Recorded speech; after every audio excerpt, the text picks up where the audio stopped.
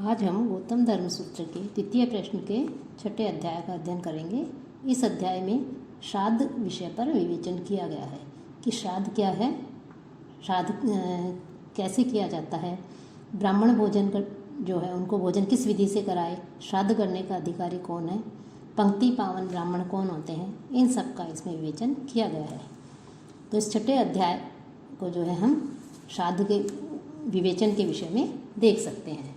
तो श्राद्ध क्या है कि श्राद्ध किसे कहते हैं। जो ब्रह्म पुराण है उस ब्रह्म पुराण में श्राद्ध की परिभाषा दी गई है। देशे काले च पात्रे च श्रद्धया विधिना च यत् पितृनुद्दिश्य विप्रेभ्यो दत्तम श्राद्धम उदाहृतम। ये अर्थात जो कुछ भी उचित काल, पात्र एवं स्थान के अनुसार उचित विधि के द्वारा अर्थात शास्त्रों में जो द्वारा जो अनुमोदित है, शास्त्रों के द्वारा जो विहित है, ऐसी विधि के द्वारा पितरों को लक्ष्य करके श्रद्धापूर्वक ब्राह्मणों को जो दिया जाता है, जो कुछ भी, वह श्राद्ध कहलाता है। जो याज्ञवल्क्य स्मृति है उसकी मिताक्षरा में श्राद्ध को इस प्रकार से परिभाषित किया है कि पितरों का उद्देश्य करके अर्थात पितरों के कल्याण के लिए श्रद्धापूर्वक किसी वस्तु या उनसे संबंधित किसी द्रव्य का त्याग श्राद्ध है। अर्थात पितरों के निमित्त जो कुछ भी हम श्रद्धापूर्वक देते हैं, त्याग करते हैं, ब्राह्मण भोजन कराते हैं, जो कुछ भी दान आदि दिया जाता है, वो सब श्राद्ध के अंतर्गत आता है।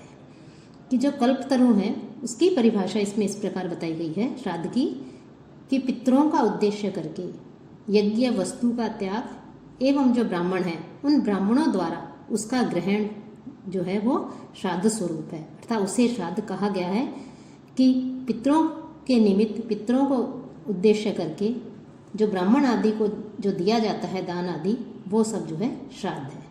तो इस प्रकार से यहाँ श्राद्ध के विषय में कहा गया है कि ब्राह्मण पिता पितामह है और प्रपितामह है, कि इस क्रम से मनुष्य जो है उसके तीन पूर्वज बताए गए हैं कि वसुओं, रुद्रों एवं आदित्यों, इनके समान पिता पितामह प्रपितामह को माना गया है। और श्राद्ध करते समय इन तीनों को जो है पूर्वजों का प्रतिनिधि मानना चाहिए। कि श्राद्ध करते समय जिनको हम निमंत्रित करते हैं ब्राह्मण आदि को, उनको पूर्वजों का प्रतिनिधि मान करके हम जो है श्राद्ध कर्म करते हैं, पितरों को संतुष्ट करते हैं। कि कर्म एवं पुनर्जन्म में हम विश्वास रखते हैं और ये मानते हैं कि हमारे जो पितर आदि हैं अर्थात हमारे जो मृत जो हमारे पूर्वज हैं, उन पूर्वजों को भी जो है उनका आशीर्वाद लेने के लिए, उनसे कल्याण प्राप्त करने के लिए, उन्हें संतुष्ट करने के लिए हमें उनका जो है स्मरण करने के लिए किस अवसर विशेष पर जो है उनके निमित्त श्राद्ध करना चाहिए, उनको याद करना चाहिए। कि इससे पितरों को जो है संतुष्टि मिलती है और जो श्राद्ध करने वाला है उसको मनोवांछित फल प्राप्त होता है। साथ ही साथ वसु, रुद्र आदि ऐसे देवता हैं जो सभी स्थानों में अपनी पहुंच रखते हैं और पितर लोग जहाँ भी होते हैं वे जो है वसु आदि जाकर के उनको संतुष्ट करने का सामर्थ्य रखते हैं, उन्हें संतुष्ट करते हैं। कि आपस्तम धर्मसूत्र जो है उस धर्मसूत्र में कहा गया है कि पुराने समय में मनुष्य एवं देव इसी लोक में रहते थे। कि देवलोक तो जो है वो यज्ञों के कारण स्वर्ग चले गए, किंतु मनुष्य जो है वो यहीं पर रह गए। और जो मनुष्य देवताओं के समान यज्ञ करते हैं वे परलोक में देवों एवं ब्रह्मा के साथ में निवास करते हैं। तब जो मनुष्य है उन्होंने मनुष्यों के लिए मनु ने उस कृत्य का आरंभ किया जिसे श्राद्ध की संज्ञा मिलती है। कि जिससे मनुष्य जाति को श्रेय, मुक्ति अर्थात आनंद की ओर ले जाता है, आनंद की प्राप्ति होती है। कि श्राद्ध में जो पितर लोग हैं उन पितर लोगों के निमित्त जो है उनके निमित्त उनको ब्राह्मण आदि को भोजन करवाया जाता है। तो जो धर्मशास्त्रकार हैं उन लोगों का कथन है कि श्राद्ध में ब्राह्मणों को भोजन कराना ही प्रमुख कृत्य है। कि अपने पूर्वजों की याद में, अपने पूर्वजों के प्रति श्रद्धा प्रकट करते हुए, उनको याद करते हुए, जो उनसे संबंधित जो ब्राह्मण पितर आदि हैं उन पितर आदि से संबंधित उनको याद करते हुए श्रद्धापूर्वक ब्राह्मण आदि को भोजन करवाना ही श्राद्ध कहलाता है। तो श्राद्ध से बढ़कर इसकी इतनी अधिक प्रशंसा की गई है कि श्राद्ध जो है उस श्राद्ध कर्म से पितर लोग संतुष्ट हो जाते हैं और संतुष्ट होकर के श्राद्ध करने वाले को दीर्घायु, स्वर्ग, यश, पुष्टिकर्म, समृद्धि अर्थात कल्याण की प्राप्ति होती है। और श्राद्ध जो है, श्राद्ध से ही ये लोग प्रतिष्ठित है और श्राद्ध से बढ़कर कुछ भी नहीं है। ये वायु पुराण में ये कहा गया है, वहाँ हम देखते हैं, वहाँ उद्धृत किया गया है कि यदि कोई श्रद्धापूर्वक श्राद्ध करता है तो वह ब्रह्मा, इंद्र, रुद्र एवं अन्य देवों, ऋषियों, पक्षियों, मानवों, पशुओं और अन्य जो सरीसृप आदि जो जीव हैं, उन सभी जो जीव कहलाते हैं उनको और समस्त विश्व को जो है वो प्रसन्न करता है। और जब श्राद्ध से हमारे जो पितर हैं, जो पूर्वज हैं, वो प्रसन्न होते हैं तो आयु, पुत्र, यश, कीर्ति, पुष्टि, समृद्धि, श्री आदि सभी प्रकार से धन धान्य की हमें प्राप्ति होती है। इस प्रकार से श्राद्ध करने के लिए कहा गया है। तो श्राद्ध शब्द को हम देखें तो श्रद्धा से निकाला जा सकता है। किसका तात्पर्य? श्रद्धा, कि हमारे पूर्वजों के लिए हमारे मन में जो श्रद्धा है, उस श्रद्धा को व्यक्त करने के लिए हम जो है पितरों को याद करने के लिए हम इस जो है श्राद्ध का आयोजन करते हैं, श्राद्ध करते हैं और उससे हम पितरों को संतुष्ट करते हैं। तो इस प्रकार से श्राद्ध शब्द के विषय में कहा गया है कि श्रद्धापूर्वक जो कुछ भी दिया जाता है वो सब श्राद्ध आता है। तो श्राद्ध के भी जो है कई भेद बताए गए हैं। उसमें मुख्य नित्य, नैमित्तिक, काम्य, वृद्धि श्राद्ध और पार्वण श्राद्ध। तो इन सारे श्राद्धों के विषय में और भी हैं, अष्टका है, अन्य श्राद्ध हैं, उन श्राद्ध के विषय में भी जो है इनमें वर्णन किया गया है। तो जो छठे अध्याय के प्रारंभ का जो सूत्र है अथ श्राद्धम, कि अर्थात अब जो श्राद्ध हैं उन श्राद्धों के विषय में यहाँ पर वर्णन किया जाएगा कि श्राद्ध क्या हैं और किस प्रकार के होते हैं, कौन कौन से होते हैं और उन श्राद्धों को किस प्रकार से किया जाता है, तो इसका वर्णन यहाँ किया गया है। तो जो श्राद्ध है वो श्राद्ध के लिए कहा गया है कि नित्य, नैमित्तिक, काम्य, वृद्धि श्राद्ध और पार्वण, ये 5 प्रकार का श्राद्ध बताया गया है। कि नित्य श्राद्ध वह कहलाता है कि वह किसी निश्चित अवसर पर किया जाए, अर्थात किसी प्रतिदिन किसी निश्चित अवसर पर अमावस्या के दिन या अष्टका के दिन जो किया जाता है उसे नित्य श्राद्ध कहते हैं। और जो किसी ऐसे अवसर पर किया जाए जो अनिश्चित सा होता है, अर्थात जैसे पुत्र के उत्पत्ति के अवसर पर जो श्राद्ध आदि किया जाता है उसे नैमित्तिक श्राद्ध कहते हैं। जो कृत्य आदि किया जाए उसे नैमित्तिक श्राद्ध कहते हैं। और जो किसी विशिष्ट फल के लिए किया जाए उसे काम्य श्राद्ध कहते हैं। जैसे स्वर्ग प्राप्ति के लिए, संतति आदि की प्राप्ति के लिए, या कृत्तिका या रोहिणी नक्षत्र होने पर जो श्राद्ध आदि किया जाता है उसे जो है काम्य श्राद्ध कहते हैं। तो ये नित्य, नैमित्तिक और काम्य श्राद्ध कहे जाते हैं। साथ ही साथ फिर इसमें एक आता है वृद्धि श्राद्ध। वृद्धि श्राद्ध अर्थात पुत्र जन्म हो, विवाह आदि हो, उस अवसर पर भी किया जाने वाला जो श्राद्ध है उसे वृद्धि श्राद्ध कहते हैं। इसे जो है नांदी श्राद्ध भी कहा गया है। और एकोदिष्ट कि एक के उद्देश्य से किया जाने वाला जो श्राद्ध है उसे, अर्थात एक पिंड से युक्त जो श्राद्ध है उसे एकोदिष्ट श्राद्ध भी कहा गया है, उसे एकोदिष्ट श्राद्ध कहते हैं। कि पार्वण श्राद्ध पिता आदि जो है उनके 3 के उद्देश्य से विहित 3 पिंड से युक्त जो श्राद्ध होता है वो पार्वण श्राद्ध कहा जाता है। और उसके भी 3 प्रकार के भेद बताए गए हैं। तो इस प्रकार से श्राद्ध के विषय में विस्तृत रूप से जो है यहाँ पर वर्णन किया गया है कि श्राद्ध क्या है, श्राद्ध कितने प्रकार का है, ये बताया गया है। साथ ही साथ इसका जो दूसरा सूत्र है उसमें कह रहे हैं अमावस्यायाम पितृभ्यो दद्यात्, कि श्राद्ध कब करना चाहिए, कि अमावस्या को पितरों के लिए दद्यात् देना चाहिए, अर्थात अमावस्या के दिन पितरों के निमित्त ब्राह्मण आदि भोजन करवाना चाहिए, पिंडदान आदि करना चाहिए। इसके विषय में ये कहा गया है। पंचमी प्रवृत्तिषु व अपर पक्षस्य, अथवा जो कृष्ण पक्ष है उस कृष्ण पक्ष की जो पंचमी आदि तिथि है उन तिथियों पर श्राद्ध करने के लिए कहा गया है। यथा श्रद्धम सर्वस्मिन्, और कृष्ण पक्ष की जो अन्य तिथियां हैं, पंचमी तिथियों पर तो देना ही चाहिए, साथ ही साथ कृष्ण पक्ष की जो अन्य तिथियां हैं उन तिथियों में भी अपनी श्रद्धा के अनुसार जो है श्राद्ध आदि करना चाहिए, पिंड आदि देना चाहिए। अथवा साथ ही साथ तिल, जो तिल माश आदि हैं वो द्रव्य देश ब्राह्मण सन्निधाने व काल नियम है। अथवा तिल आदि हैं, तिल हैं, द्रव्य आदि हैं, देश जैसे गया आदि हैं, पुष्कर आदि हैं, कोई तीर्थ स्थान है, ऐसी जगह। और जो पवित्र ब्राह्मण हैं, पंक्ति पावन पवित्र हैं, अर्थात जो वेदों के ज्ञाता हैं, षड वेदांगों को जानने वाले हैं। पंक्ति पावन के विषय में आगे और बताया जाएगा कि किन्हें कहा गया है पंक्ति पावन ब्राह्मण। तो उनका यदि वो उपलब्ध हो जाते हैं तो उनके संयोग होने पर श्राद्ध का समय समझना चाहिए। कि श्राद्ध का समय क्या बताया है कि या तो कृष्ण पक्ष की पंचमी या कृष्ण पक्ष की कोई भी तिथि हो, उन सभी तिथियों में अपनी श्रद्धा के अनुसार श्राद्ध किया जा सकता है। अथवा तिल माश आदि जो द्रव्य आदि हैं वो उपलब्ध हो जाए हमें कि उस समय पे इन का प्रयोग किया जाता है, श्राद्ध में इनको उपयोग में लिया जाता है। या किसी तीर्थ स्थान पर जा रहे हैं, तीर्थ देश में, वहाँ पर भी हम श्राद्ध कर सकते हैं। या जो पवित्र और षड वेदांगों का ज्ञाता जो ब्राह्मण आदि हैं, वो ब्राह्मण के प्राप्त होने पर श्राद्ध का समय समझना चाहिए। साथ ही साथ अपनी शक्ति के अनुसार और उत्तम प्रकार के भक्ष्य जो भोजन आदि के लिए पदार्थ हैं, वो पदार्थ जो है विशेष रूप से बनवाने चाहिए कि जिन्हें का भक्षण किया जा सके। इस प्रकार से अच्छे प्रकार से तैयार और अपनी शक्ति के अनुसार, अपने सामर्थ्य के अनुसार भोजन करवाना चाहिए। कितने ब्राह्मणों को भोजन करवाना चाहिए?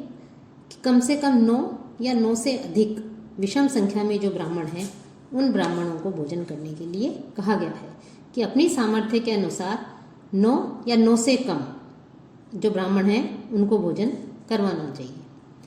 अब ब्राह्मण तो भोजन करवाएं, लेकिन ब्राह्मण जो है किस प्रकार का होना चाहिए कि श्रोत्रियान वाग रूप वयः शील संपन्ना। कि 9वें सूत्र में कह रहे हैं कि वेदज्ञ, वेदों को जानने वाला, सुशिक्षित हो, पवित्र वाणी वाला हो, रूप संपन्न, वयस्क अथवा बालक न हो, एवं शीलवान सदाचारी जो ब्राह्मण है, उस ब्राह्मण को श्राद्ध में भोजन कराना चाहिए। युभ्यो दानम प्रथमम, इसमें जो युवक है उस युवक ब्राह्मण को जो है प्रमुख बताया गया है कि युवक जो ब्राह्मण है उस युवक ब्राह्मण को प्रमुख बताते हुए कि उसको सबसे अधिक महत्व देना चाहिए, उसको श्राद्ध में जो है सब अधिक महत्व दिया गया है, उसे जो है प्रमुख माना गया है। इस प्रकार से उसे श्राद्ध के समय उसे आमंत्रित करना चाहिए, उसे बुलाना चाहिए। कि यहाँ हम देखते हैं गौतम जो ऋषि हैं उनके मतानुसार जो गुणशाली है कि आवश्यक गुणों से जो संपन्न है युवा व्यक्ति, उन व्यक्तियों को वृद्ध लोगों की अपेक्षा अधिक वरीयता दी गई है गौतम के द्वारा। कि कुछ लोगों के मत में तो पिता के श्राद्ध भोजन में तो नवयुवकों को और पितामह के श्राद्ध में बुजुर्गों को, वृद्ध लोगों को जो है आमंत्रित करना चाहिए। यहाँ पर गौतम ने ये कहा है कि जो युवा हैं, उन युवा जो ब्राह्मण हैं, उन ब्राह्मणों को जो कि सदाचारी है, गुणवान है, उनको श्राद्धान देना सबसे प्रमुख बताया गया है। कि एके पितृवत, कि कुछ का कहना है कि पिता आदि के अनुरूप दान देना चाहिए। कि वही बात है कि पिता के लिए तो युवा ब्राह्मणों को और पितामह के लिए वृद्ध ब्राह्मण जो हैं उनको, और प्रपितामह आदि के लिए अत्यंत वृद्ध जो है उन ब्राह्मणों को दान देना चाहिए। न च तेन मित्र कर्म कुर्यात्, और जब हम किसी को श्राद्धान दे रहे हैं, श्राद्ध कर रहे हैं, किसी को भोजन करवा रहे हैं, तो उसमें भी हमें अपना स्वार्थ नहीं देखना चाहिए। अर्थात स्वार्थपूर्ण प्रयोजन से किसी को श्राद्ध के लिए आमंत्रित नहीं करना चाहिए। श्राद्ध में जो दान आदि दिया जाता है, जो भोजन आदि दिया जाता है, वो किसी स्वार्थ के वशीभूत होकर के नहीं करना चाहिए कि हम इससे मित्रता कर लेंगे, इस बहाने से इसको बुलाएंगे, इसको भोजन करवाएंगे, इसको दान आदि देंगे और इससे हम अपना ये कार्य निकलवा सकते हैं। तो इस प्रकार का सोच करके अपने स्वार्थों को पूर्ण करने के लिए, अपने प्रयोजन को सिद्ध करने के लिए जो है किसी से मित्रता स्थापित करने का प्रयत्न नहीं करना चाहिए। और पुत्रों, वैसे तो पुत्र ही श्राद्ध करते हैं, लेकिन पुत्रों के न होने पर सपिंड अर्थात उसके जो भाई हैं या भाइयों के जो पुत्र हैं वो श्राद्ध करें। उनके यदि उनका भी अभाव है तो माता के भाई और उनके पुत्र आदि श्राद्ध कर सकते हैं। इनके भी न होने पर यदि अपने वंश, पिता के वंश में भी कोई नहीं है, माता के वंश में भी कोई नहीं है, कुल में भी, तो जो शिष्य है वो शिष्य जो है श्राद्ध आदि जो है वो कर सकता है। शिष्य के भी न होने पर ऋत्विक श्राद्ध कर सकता है और उसके अभाव में जो आचार्य है उसको श्राद्ध करने का अधिकारी बताया गया है।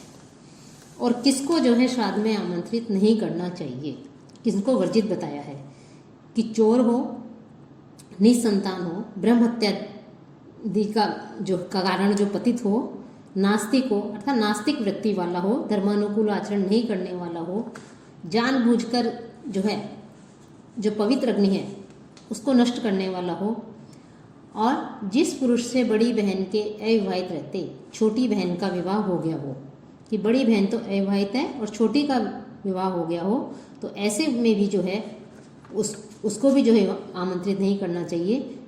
ऐसे पुरुष के साथ ऐसी स्त्री का विवाह हो तो, और जिसके अविवाहित रहते उसकी छोटी बहन का विवाह हो गया हो, स्त्रियों के लिए यज्ञ कार्य कराने वाले को, अनेक मनुष्यों के लिए यज्ञ कार्य कराने वाले को, और बकरी आदि रखने वाले को, अग्नि कर्म का जिसने परित्याग कर दिया है अर्थात जो यज्ञ हवन पूजा पाठ आदि से दूर रहता है, सुरापान करने वाला, दुराचारी, असत्य बोलने वाला, असत्य भाषण करने वाला, झूठी गवाही देने वाला, जो इस प्रकार के जो व्यक्ति होते हैं, इन व्यक्तियों को जो है श्राद्ध कर्म में भोजन नहीं कराना चाहिए अर्थात इनको आमंत्रित नहीं करना चाहिए।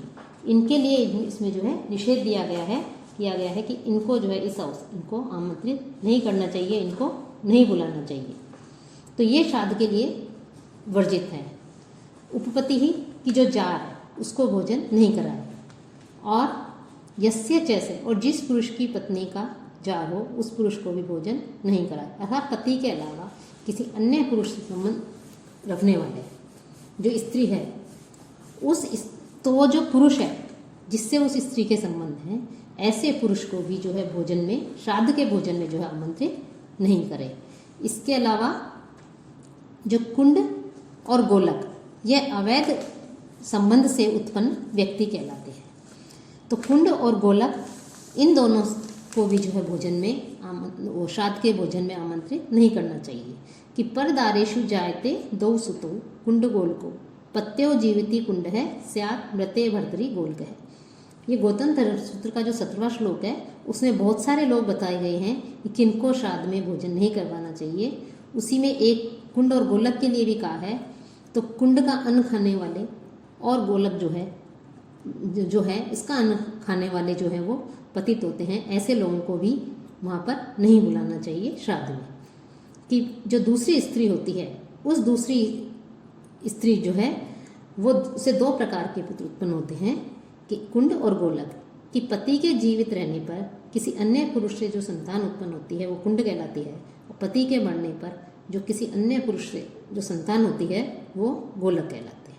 तो ऐसे अवैध संबंध से उत्पन्न जो व्यक्ति हैं कुंड और गोलक, इनका अन्न खाने वाले, सोमपान बेचने वाले, किसी का घर जलाने वाले, ब्रह्मचर्य का भंग करने वाले, कि व्यभिचार करने वाले, हिंसा करने वाले, परिवित्ति और परिवेत्ता कि अर्थात बड़े भाई के विवाह के पहले ही अपना विवाह करने वाले और छोटे भाई के बाद विवाह करने वाला, ये दोनों ही, ऐसे लोगों को भी उसमें नहीं आमंत्रित जो है करना चाहिए। साथ ही साथ अग्निहोत्र नहीं करने वाले, वो अनेक प्रकार के रोगों से ग्रस्त हैं, असत्य कार्य करने वाले हैं, असत्य व्यापार कर्म करने वाले हैं, राजा के दूत आदि हैं, निम्न जाति में उत्पन्न हैं, जो उनके लिए धर्म शास्त्रों में विहित जो कर्म है, जो धर्म है, उन धर्मों का पालन नहीं करने वाले, धर्म के मार्ग पर जाने वाले, अनेक प्रकार की नृत्य गान आदि के द्वारा अपनी जीविका चलाने वाले, ऐसे लोगों का श्राद्ध में जो है भोजन देने के लिए निषेध किया गया है कि ऐसे लोगों को श्राद्ध में नहीं बुलाना चाहिए।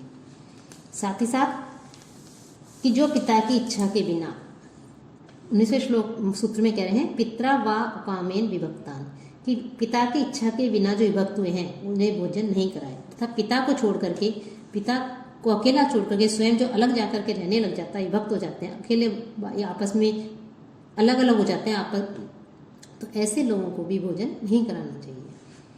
कि शिष्य और जो सगोत्री होते हैं उनको भी भोजन नहीं कराना चाहिए। साथ ही साथ यहाँ कह रहे हैं भोजियत ऊर्ध्वम त्रिभ्य, कि 3 से अधिक ब्राह्मणों को भोजन करवाने के लिए यहाँ पर कहा गया है। लेकिन यदि गुणवान ब्राह्मण एक हो तो एक को भी भोजन करवाने की यहाँ व्यवस्था की है। यदि एक ही ब्राह्मण की प्राप्ति हो रही है, लेकिन यदि वो एक ब्राह्मण सर्वगुण हर तरह से गुण है, धार्मिक वेदानुसार धर्मानुसार ही वो उसके जो नियम कर्तव्य है उसका पालन करने वाला है, सदाचारी है, तो ऐसे ब्राह्मण, एक ब्राह्मण भी जो है श्राद्ध में भोजन करवाने के लिए श्रेष्ठ बताया गया है। और श्राद्ध करने वाला, श्राद्ध में जो भोजन करवाया जाता है, ऐसा श्राद्ध भोजन करने वाला यदि उस रात्रि में किसी निम्न वर्ण की स्त्री के साथ में यदि रहता है, संभोग करता है, तो वह पितरों को उस स्त्री के मन में जो है कह सकते हैं कि और अपने पितरों को जो है पाप का भागी बनाता है। तो ऐसे व्यक्ति को भोजन नहीं करवाना चाहिए जो अन्य स्त्री से संबंध रखता है। तो जो श्राद्ध भोजन करने वाले जो ब्राह्मण हैं उनके लिए इस प्रकार से नियम बताया गया है, तस्माद अहर ब्रह्मचारी जैसा, और उस रात्रि उसे ब्रह्मचर्य व्रत का पालन करना चाहिए जो भोजन कर रहा है। कि भोजन करवाने वाले के लिए तो नियम आदि हैं ही, साथ ही साथ जो जिसे निमंत्रण दिया गया है, जो ब्राह्मण है, उस ब्राह्मण के लिए भी कुछ नियम बताए गए हैं कि उस ब्राह्मण को ब्रह्मचर्य व्रत का पालन करना चाहिए। और जो है ऐसा ब्राह्मण जो ब्रह्मचर्य व्रत का पालन नहीं करता है, उसको यदि भोजन करवाते हैं तो उससे पितरों को जो है भोजन की प्राप्ति नहीं होती, बल्कि वो उन्हें अपने पितरों को जो है एक तरह से नरक की ओर ले जाता है। और जिस अन्न के ऊपर कोई स्पर्श कर ले, किसी की दृष्टि पड़ जाए, जैसे श्वान आदि है, ब्रह्मत्या आदि पाप से युक्त है, निम्न वर्ण है, इनकी दृष्टि पड़ने पर कहते हैं भोजन अपवित्र हो जाता है। तो ऐसे अपवित्र जो भोजन है, उस भोजन को जो है उसको दूर करने का पवित्र कौन करता है? पंक्ति पावन। कि जो पंक्ति पावन ब्राह्मण है, पंक्ति को पवित्र करने वाले जो व्यक्ति हैं, वो व्यक्ति उस अपवित्र भोजन को पवित्र कर देते हैं। कि अपवित्र जो भोजन हो गया है, या जो अपवित्र जो स्थान है, ऐसे स्थान को जो है पंक्ति पावन जो ब्राह्मण है वो पवित्र कर देते हैं। अब पंक्ति पावन किसे कहा गया है? कि पंक्ति पावन, ये टिप्पणी में आ जाता है कि पंक्ति पावन कौन है? तो पंक्ति को पवित्र करने वाले व्यक्ति हैं कि जो 6 वेदांगों का ज्ञाता है, अर्थात 6 वेदों का ज्ञाता है, कि जो 6 जो वेद बताए गए हैं उन वेदों को जानने वाला है। साथ ही साथ इसके अलावा ज्येष्ठ साम जो मंत्र हैं उन मंत्रों का गान करने वाला, कि साम वेद में जो मंत्र बताए गए हैं उन साम मंत्रों का गान करने वाला, नाचिकेत अग्नि का ज्ञान रखने वाला 3 ग्रंथों के साथ, और साथ ही साथ अनेक जो मंत्र हैं उन मंत्रों को जानने वाला, 5 प्रकार की जो अग्नि बताई गई है उस अग्नि के विषय में ज्ञान प्राप्त रखने वाला, धर्मशास्त्र व ज्ञाता, वास्तव में ब्राह्मण कौन होता है उस ब्राह्मण को के विषय में जानने वाला, उसके गुणों को जानने वाला, इस प्रकार के गुणों से युक्त जो है वो ब्राह्मण होना चाहिए, धर्मशास्त्र का ज्ञाता होना चाहिए। साथ ही साथ जो 8 प्रकार के विवाह बताए गए हैं हमारे भारतीय जो संस्कृति है, उसमें उन 8 प्रकार के विवाहों में से सबसे श्रेष्ठ जो ब्राह्म विवाह बताया है, उस ब्राह्म विवाह से उत्पन्न जो संतान है, जो ब्राह्मण है, वो ही जो है जो संतान है वो पंक्ति पावन व्यक्ति कहलाते हैं। तो पंक्ति को पवित्र करने वाले ये व्यक्ति कहे गए हैं। तो यदि कोई अपवित्र वस्तु होती है, भोजन अपवित्र हो जाता है किसी की दृष्टि पड़ने से, तो वो भी जो है फिर इनकी दृष्टि पड़ने पर वो पवित्र हो जाता है। हविषु चैवम, कि देव एवं जो मनुष्य के यज्ञ कर्म हैं उन यज्ञ कर्मों में भी यही नियम समझने चाहिए कि जो देव के निमित्त जो यज्ञ आदि कर्म किए जाए, जो मनुष्य जो कर्म बताए गए हैं ब्राह्मण को भोजन आदि कराने के संबंध में, उन सारे कर्मों में, यज्ञ कर्मों में यही जो नियम है, अर्थात पंक्ति पावन जो लोग हैं, व्यक्ति हैं, उनको श्रेष्ठ बताया गया है और ऐसे लोगों को निमंत्रण देना चाहिए।